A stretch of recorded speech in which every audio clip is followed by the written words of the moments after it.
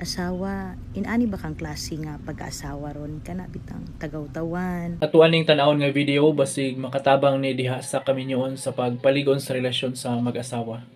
Asawa, inani ba kang klase nga pag-aasawa ron kana bitang tagaw-tawan, sige pangasaba, dayon judgmental, kusog ka mag unahunag negative batok sa imong bana.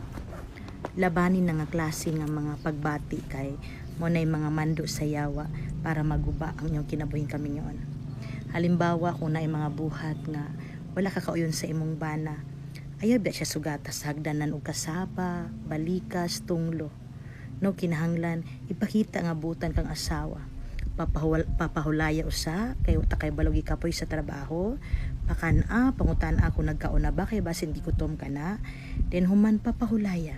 Kung nakita nimo nga nakapahulay na, sa mahinahon nga taambag kung sa mga buhat nga disgusto ka o kakauyon sa mga lihok ug pambuhat diya nimo, sa kanimo siya istoryahan pero with love, no? Kinahanglan dili sa singka kay kana mo usahay atong mga pulong diya ta say masipyat, hinungdan nga mas mulala pa ang relasyon, mulala pa ang problema diya sa kinabuhing kaminyon.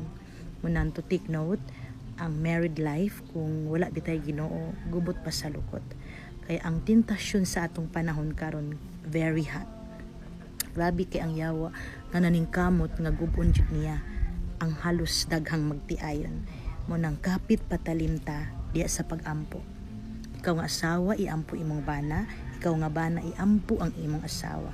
Dapat magminampuon ta kay nganuman ang pagsulay ang problema na ana siya, di na siya mawala. Kay ang yawa na kanunay dinhi sa kalibutan.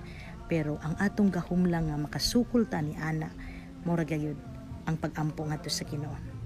Isipon nato ang Ginoo karamay nato kakampi nato, ligong bato nga atong sandigan, mo nang pinaagi sa pagampo, mo nay proteksyon nato. Ug naay problema, naay kasakit nga mohatag ang yawa, dili makadulot ang yawa, kay naa ang hugot nga pagtug pagsalig nato sa Ginoo. Amen.